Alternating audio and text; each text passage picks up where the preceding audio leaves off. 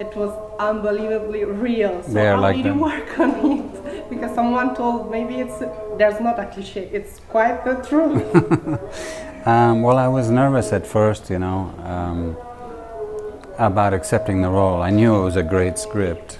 It was maybe it's one of the best original screenplays I've read. It's very intelligent, it's great dialogue, it's funny, it's also very moving, and has a history lesson, it's a warning for now. It makes you think. It doesn't tell you to think, it just invites you to think about things and consider the present, It works in so many ways. But the role, I said to the director, there's a lot of Italian-American actors who are very good. Why do you want me to play it? I'm not at all Italian. So he goes, no, you're a good actor and I really think you can do this part, and so forth. And so I was nervous about that part of it. But I'm glad I did it because it was a great experience. I learned a lot from Pete. I learned a lot from Harshala Ali, who plays my partner. And I learned about Italian Americans. I mean, I know them. I knew them before, but I learned certain things. I mean, it was like a little puzzle. As you know, you have family, right, in the US. When, a certain generation goes over there, let's say in the case of the Vallelongas, the father, Tony's never been to Italy, but his father only speaks Italian to him. And it's a weird kind of, he's from Calabria, so he has certain words he uses and certain ways of saying things and gestures and things that are, I think, Italians, like when I was in the Rome Film Festival, they could see, yeah, no, these guys are not from the north. And but in the United States, like in Argentina and other places, the Italian population there starts taking words from the local language, the English, but also from the neighbors who are maybe from Naples or from, the north of Italy, and just it becomes a strange mixture. So putting together the Italian, because in the script it just said they speak Italian. And I said, well, Pete, the guy's from Calabria, the father, and so they would use these words, but old-fashioned. And he said, whatever, go ahead and you can construct this. And I said, so we had fun doing that. And once I got into it, then I was not so nervous. But I was nervous at first. I was afraid. I didn't want to make a caricature. You know what I mean? It's not a joke. It should be real. If the family is real, then the contrast with Don Shirley, who is a man with he has family, but he does not have contact. He lives by himself.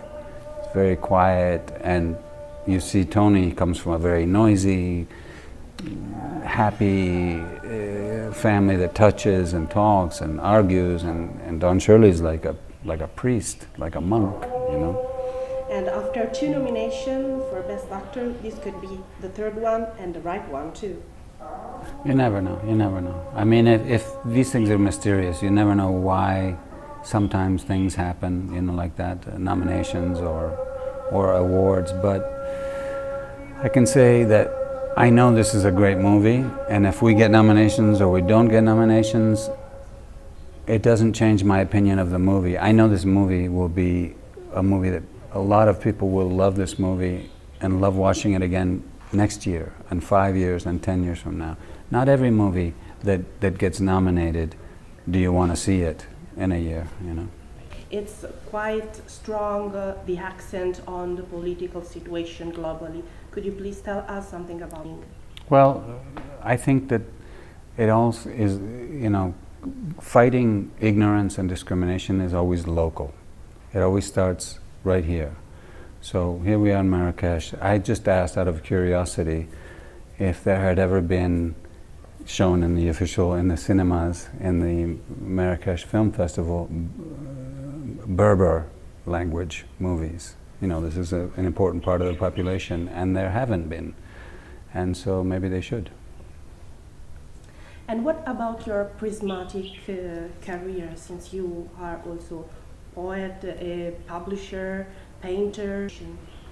I don't know. I think from the moment that I found out, as all children find out, either because the dog dies or the grandfather dies, or they're like, oh, we're going to die. This is news, And so when I realized that people die and that life has a certain period, and then You're not going to live forever, you know.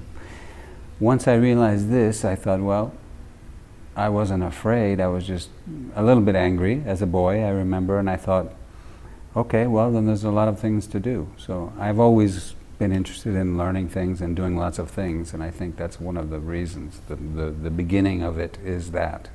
My interest in, my awareness that life is finite.